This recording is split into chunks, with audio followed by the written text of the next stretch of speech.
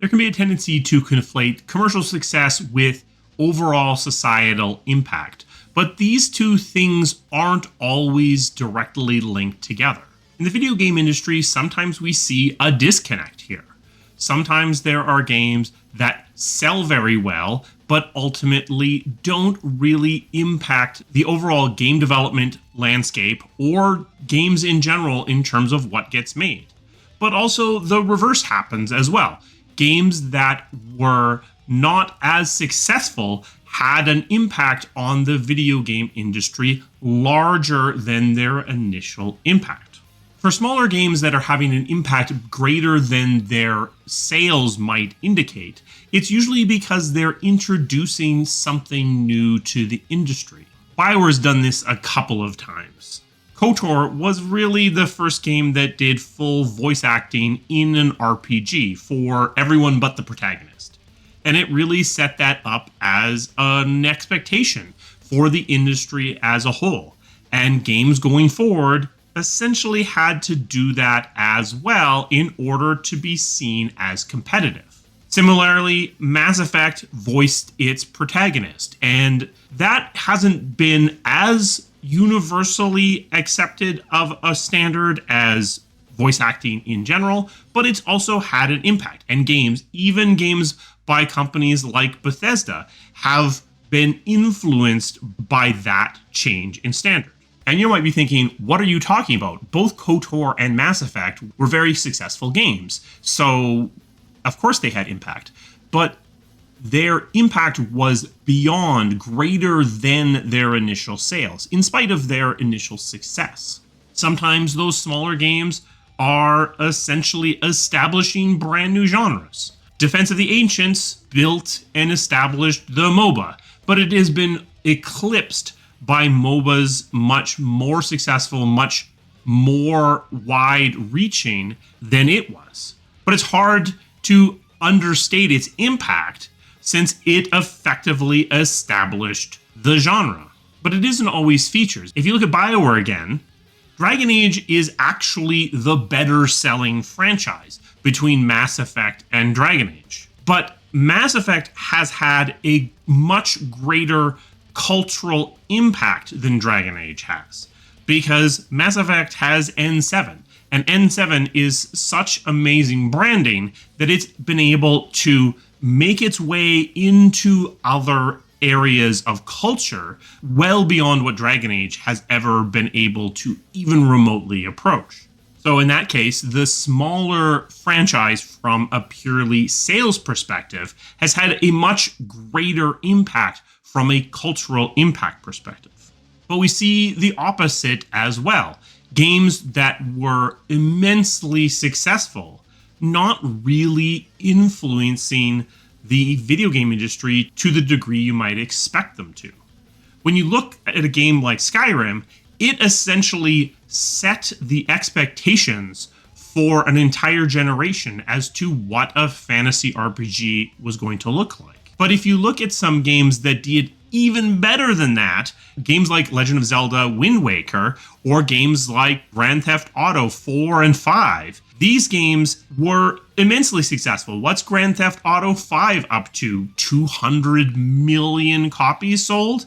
And these have had immense impact in terms of setting culture, but in terms of the impact that they've had on video game development, it's been much more muted. In the case of Wind Waker and Grand Theft Auto, I think the reason is similar in both cases. Grand Theft Auto has a budget of effectively all the money that exists on the planet Earth, whereas Wind Waker had a long, very well-funded development process. So both of those games, from the outside of the video game industry, look like they are very difficult to replicate. It's hard for me as a video game studio to look at a game like Grand Theft Auto and think we need to make a game that is competitive with that on a feature by feature level, because it is basically impossible for my studio, even with hundreds of people, to compete with that. So what's actually happened for the most part is the industry has acknowledged the existence of games like Grand Theft Auto 5, acknowledged the existence of games like Wind Waker, but then set them aside and allowed them to be their own things off on their own and not attempted to make games that are directly competitive with them. And I think we might see something similar with Baldur's Gate 3.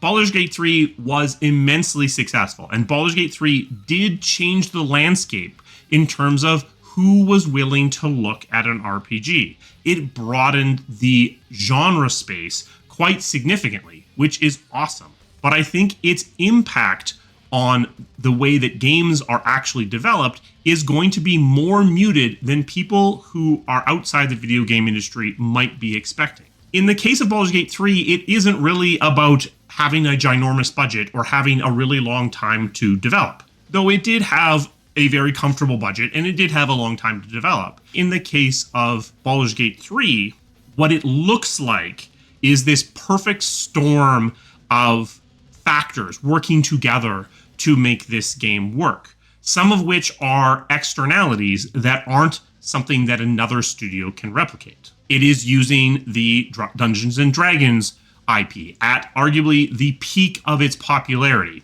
and its popularity has since declined, in service of the game that it's making, in service of making something that replicates the experience of playing D&D at the tabletop. It's able to do things that other games, at least from the development side, feel like they may not be allowed to get away with. Having not a voice protagonist, having cinematics that are simplified in some cases in order to allow for a much greater choice space to exist within the game.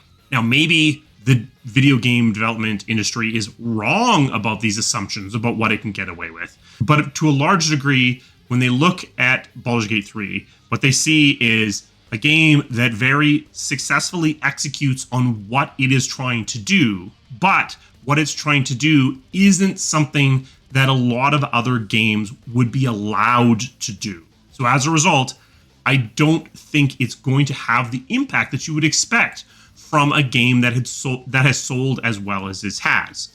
Now, unlike GTA 5 or Wind Waker, I do think we are going to see some relatively well-funded companies attempt to replicate Baldur's Gate 3 without the D&D license with a new setting, because the budget itself isn't out of reach. So whereas with GTA 5, you would expect it to have a 1,000 out of 10 impact, and instead it has a 3 out of 10. In the case of BG3, you'd expect a 30 out of 10 impact, and we may see something more like a 5 or a 6. It will have impact. It will influence RPGs going forward. I just expect that that influence will be somewhat muted by the externalities, by some of the shortcuts that Larian is taking to allow it to make this game.